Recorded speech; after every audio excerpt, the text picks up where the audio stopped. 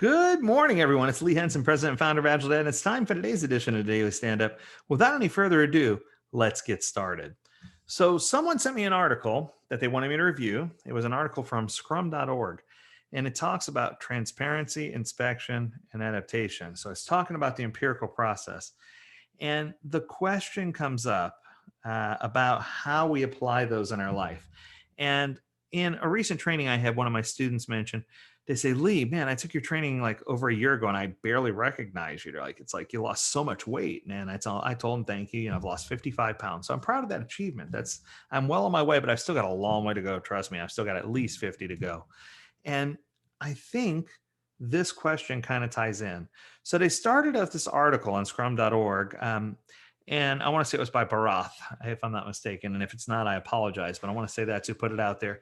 And it starts off with, don't fuss too much about your training routine, whether it's strength training, yoga, resistance training, high intensity interval training, animal flow movement, walking, or core work. Your body doesn't care where you train.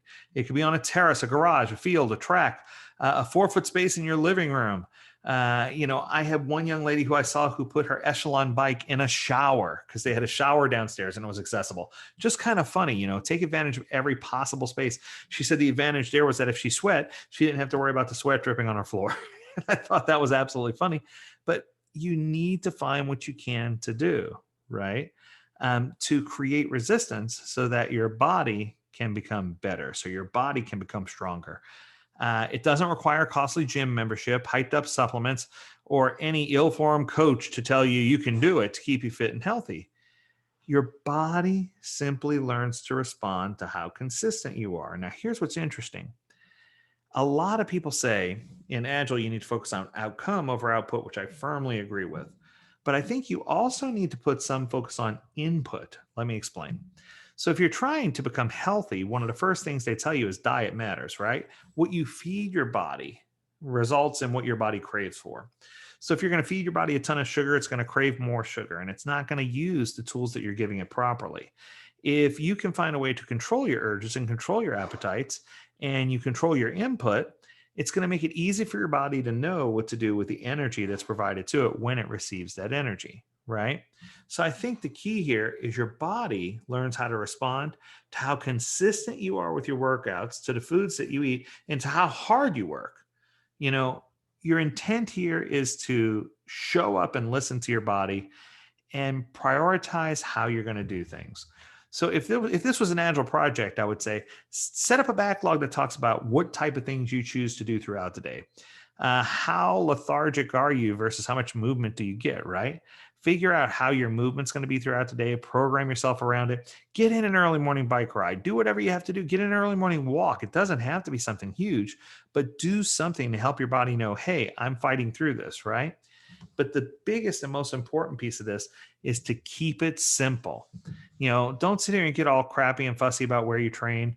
I had someone on a call not too long ago and they were telling me, I'm a CrossFit person and I go to the box and I jump on boxes and I climb ropes and I swing ropes and I do pull-ups and push-ups and burpees. I had to think of the name of that.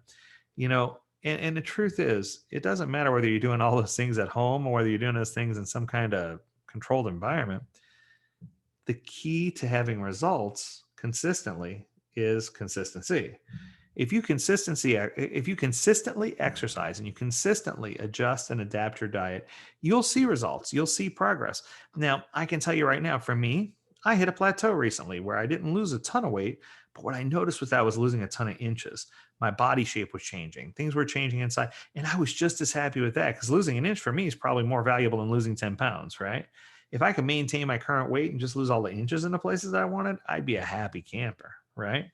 So I think part of it is you need to figure out how to have transparency, embrace what you need to do, and inspect and adapt at every step, every day, at every event. You need to look at every artifact. You need to look at every piece of food you're putting in your body. You need to look at every accountability thing that you said you were going to do. You need to look at every sprint and every boundary and every goal. This article does such a great job of explaining this, and it ties directly back to Scrum. In Scrum, you need to be consistent. you need to recognize that Scrum is designed to be simple and lightweight and minimal. And it's an incomplete framework. It's intentional that way, right?